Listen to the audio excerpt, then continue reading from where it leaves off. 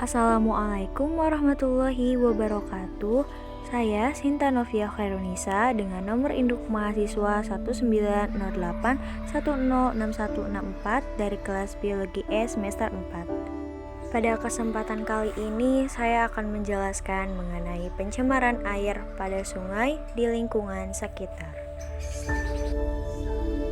Danau, sungai, lautan, dan air tanah adalah bagian penting dalam siklus kehidupan manusia. Selain mengalirkan air, juga mengalirkan sedimen dan polutan. Berbagai macam fungsinya sangat membantu kehidupan manusia. Pemanfaatan terbesar danau, sungai, lautan, dan air tanah adalah untuk irigasi pertanian, bahan baku air minum, sebagai saluran pembuangan air hujan dan air limbah, bahkan sebenarnya berpotensi sebagai objek wisata. Sayangnya, saat ini banyak pencemaran di bumi.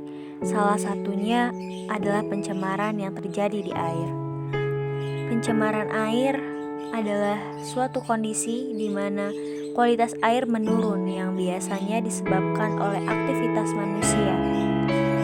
Limbah rumah tangga, industri, pertanian, peternakan, serta perikanan menjadi salah satu faktor polusi air yang kerap kali terjadi. Selain dari aktivitas manusia, polusi air juga dapat disebabkan oleh berbagai fenomena alam, seperti badai, gempa bumi, letusan gunung berapi, hingga banjir. Pencemaran yang terjadi di air menyebabkan berbagai dampak yang merugikan bagi kehidupan dan juga lingkungan.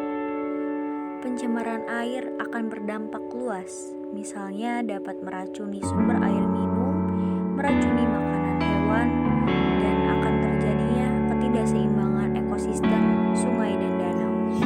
Pencemaran air juga berdampak terhadap estetika lingkungan.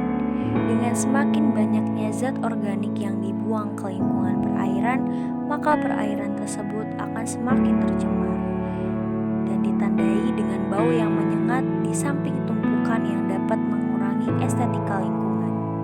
Masalah limbah minyak atau lemak juga dapat mengurangi estetika lingkungan.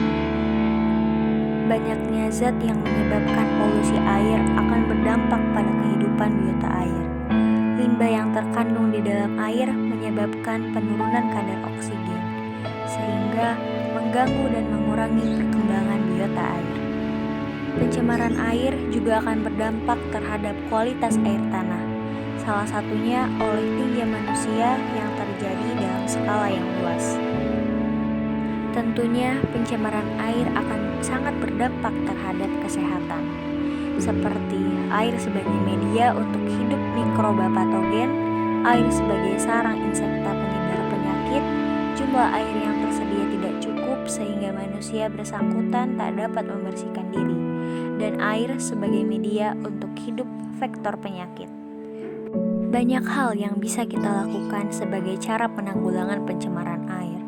Salah satunya, kita harus sadar akan kelangsungan ketersediaan air dengan tidak merusak atau mengeksploitasi sumber mata air agar tidak tercemar, tidak membuang sampah ke sungai, mengurangi intensitas limbah rumah tangga, melakukan penyaringan limbah pabrik, dan melakukan penanaman pohon. Selain bisa mencegah longsor, pohon diakui mampu menyerap air dalam jumlah banyak.